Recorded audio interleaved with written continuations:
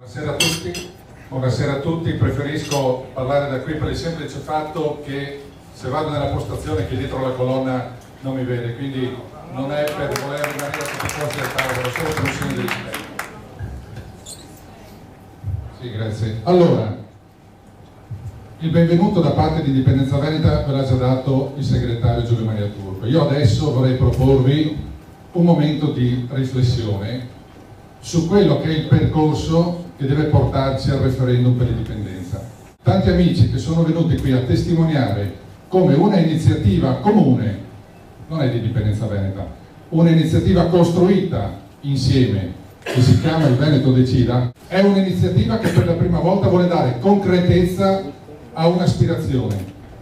Perché a me non è mai capitato di ascoltare dei veneti, delle persone che mi dicessero: io non voglio l'indipendenza, io sto bene in questa Italia, non voterò mai a favore dell'indipendenza. Sicuramente queste persone ci sono, si vede che non ho avuto la fortuna di conoscerle, però altrettanto spesso mi è capitato di ascoltare persone che mi dicono: bello, lo vorrei tanto, ma non si può fare. Allora, io ricordo bene quando è nata Indipendenza Veneta, poco più di un anno fa, i sorrisini quando abbiamo portato in regione, e qui c'è il consigliere regionale Furlanetto che ci ha aperto le porte, non come esponente politico di un movimento piuttosto che di un partito, ma come la persona, dovete saperlo, che quando Indipendenza Veneta ha cominciato a bussare alla porta della regione, dove non ci siamo, noi non abbiamo consiglieri regionali o assessori o altro, siamo nati un anno fa, non possiamo averne. La persona che ci ha aperto la porta in mezzo ai sorrisini scettici di tanti altri è stata appunto Giovanni Furlanetto. Ecco perché vi ho chiesto l'applauso. Ma ricordo bene i sorrisi di scherno.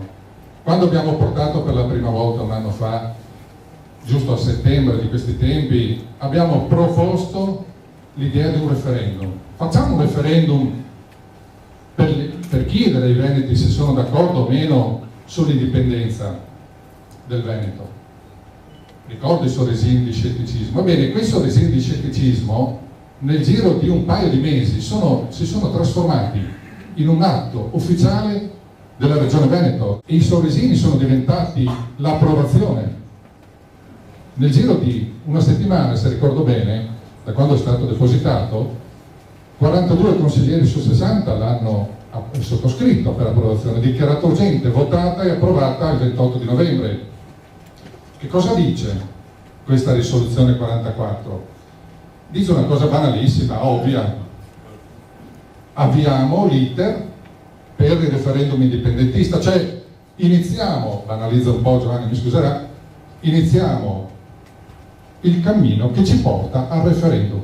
Ma è una cosa così strana, così rivoluzionaria, così pericolosa parlare di referendum, cioè dire facciamo votare i veneti?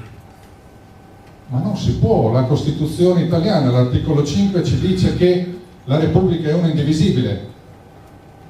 Sì, ma c'è anche l'articolo 10 della Costituzione che dice che l'ordinamento giuridico italiano si conforma alle leggi del diritto internazionale generalmente riconosciute, alle norme del diritto internazionale generalmente riconosciute, tra i quali c'è sacrosanto, fin dai tempi della Carta Costitutiva dell'ONU, c'è il diritto di autodeterminazione dei popoli. Tutti i popoli hanno diritto di decidere del loro futuro.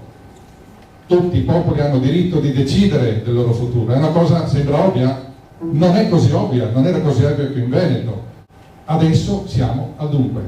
Lo ha ricordato prima Mara Bizzotto.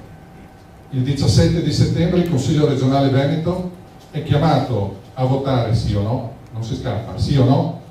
Possiamo perdere gli ignavi, gli astenuti? Sì o no a un progetto di legge, il numero 342, anche questo concepito, scritto e sostenuto da Indipendenza Veneta, ma attorno al quale si sono coagulate tante forze, non solo politiche, che avete scordate, anche forze identitarie del Veneto, culturali, storiche, identitarie, perché abbiamo bisogno di cultura, non della cultura, ma di cultura veneta, di identità, di riaffermare l'identità veneta. Abbiamo bisogno di identità per riaffermare che cosa? non per chiedere l'indipendenza, e non voglio contraddirmi, ma il Veneto Decida è una strada segnata verso un referendum dove poi ognuno voterà sì o voterà no. Vogliamo semplicemente votare. Non parliamo di autonomia, di federalismo, parliamo di repubblica indipendente e sovrana. Ripeto, do per scontato, e forse sbaglio, che la stragrande maggioranza di voi sia già convinta della bontà di una scelta di questo tipo, ma a sottolineare la bontà di questa scelta indipendentista interverranno poi studiosi eminenti, persone che vi daranno anche dei motivi in più, oltre a quello magari dettato dal cuore.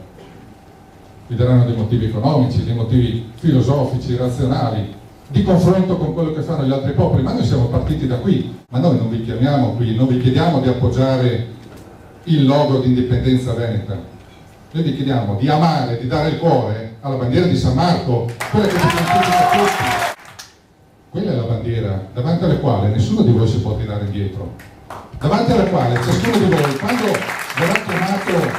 verrà chiamato a votare il referendum, non parlo del consigliere regionale Giovanni, dopo è scontato che voi lo votiate, dopo è scontato perché sono ottimista, so che non è così scontato, ma quando verrete chiamati a votare al referendum, vuoi che il Veneto diventi una repubblica indipendente e sovrana, lasciatemi parafrasare un vecchio manifesto della Democrazia Cristiana del 48, San Marco nell'urna ti guarda, Roma no, ricordatevelo.